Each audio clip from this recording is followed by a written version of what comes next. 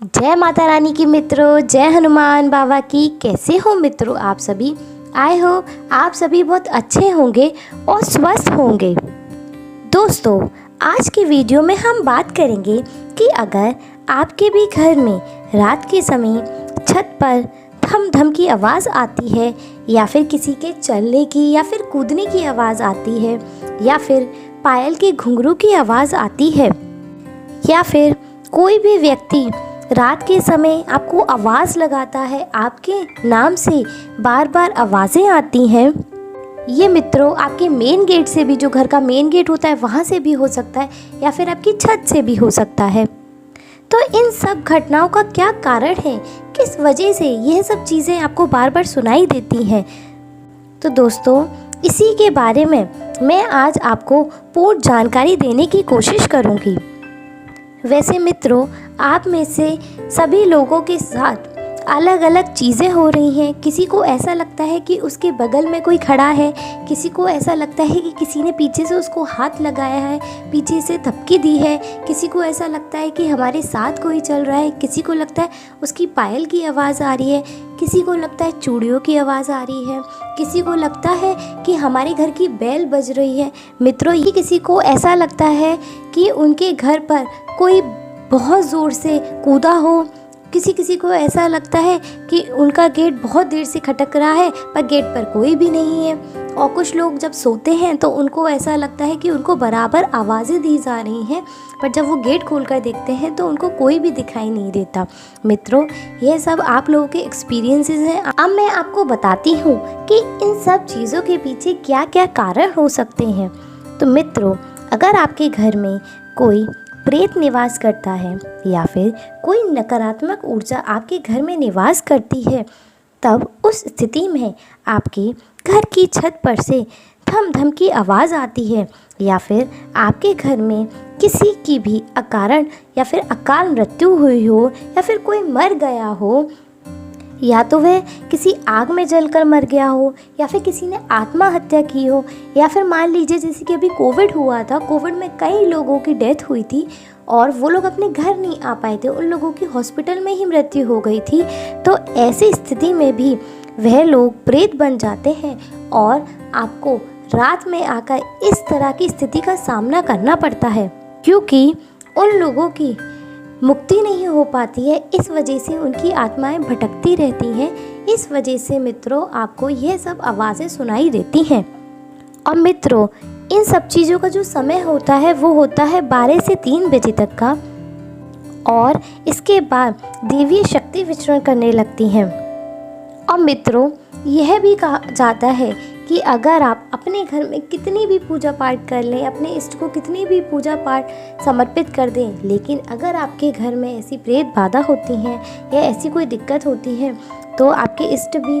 आपकी पूजा पाठ नहीं लेते हैं और आपको तकलीफ़ें होने लगती हैं, तरह तरह की आपको बीमारियां होने लगती हैं, आपके ऊपर संकट आने लगते हैं, क्योंकि यह सब आपकी पूजा खाते रहते हैं और आपकी पूजा को खाकर और ज़्यादा बलवान हो जाते हैं और ज़्यादा शक्तिशाली हो जाते हैं। अब दूसरा, अगर आपके घर में पहले से ही आपकी ज़मीन के नीचे जहां आपका घर बन रहा हो, अगर वहां पहले से कोई चीज़ें दबी हुई हैं, तो भी वह नकारात्मक ऊर्जा का रूप ले लेती हैं और जिससे यह सब आवाज़ें आने लगती हैं। जैसे अगर किसी व्यक्ति पर भूत प्रेत मसान इस तरह की कोई दिक्कत हो और उसका यह सब संकट काटा जाता हो,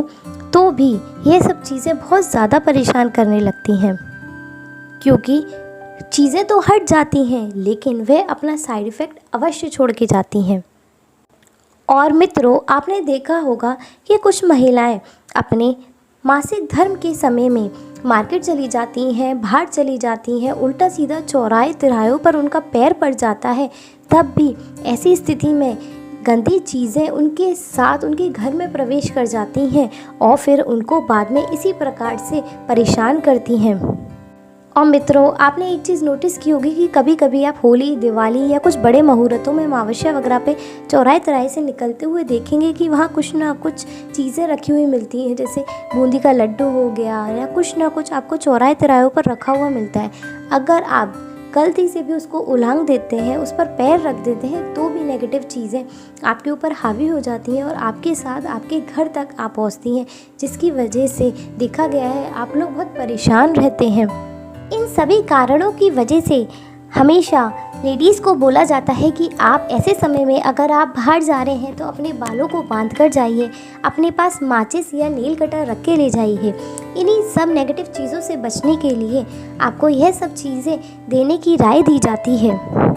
और मित्रों, अगर कोई भी तांत्रिक विद्या की जाती है या फिर किसी भी इंसान की आपके साथ दुश्मनी होती है और वह कोई भी क्रिया तांत्रिक उसे कराता है, तब भी वह चीज़ आपके घर का दरवाज़ा खटखटाती है और आपका नाम लेकर बुलाती है, तो ऐसे में आप सचेत हो जाइए। आप ऐसे में बिल्कुल दरवाज़ा ना खोलें, आप कंफर्म कर लें कि दरवाजे पर कोई है या नहीं। और मित्रों, हमेशा ध्यान रखिए, कुछ लोग बोलते हैं कि क्या हमारी खिड़कियां खुली रहती हैं, उनसे भी नेगेटिव चीज़ें प्रवेश कर सकती हैं। तो मित्रों, मैं आपको बता दूं, ये सब चीज़ें आपके दरवाजे से ही एंटर करती हैं। और मित्रों, आपने सुना ही होगा कि अगर आप कभी कहीं शमशान घाट जाते हैं, कहीं वहाँ पे जो मुर्दे होते हैं, मर जाते हैं, उनको जलाया जाता है, अगर आप वहाँ जा रहे हैं तो वहाँ बहुत सेफ्टी से जाइए। वहाँ उल्टी सीधी चीज़ें ना करें, वहाँ पे कुछ भी मिठाई ना खाएं, इससे भी आपके पीछे चीज़ें लग जाती हैं। एक आपने सुना होगा कि आप गंगा जी नहाने जाते हैं, गंगा स्नान करने जाते हैं, तो मित्रों वहाँ भी आपको संभल कर रहना पड़ता है, क्योंकि वहाँ से भी आपके ऊपर चीज़ें लग सकती हैं जो आपको घर में परेशानी दे सकती हैं।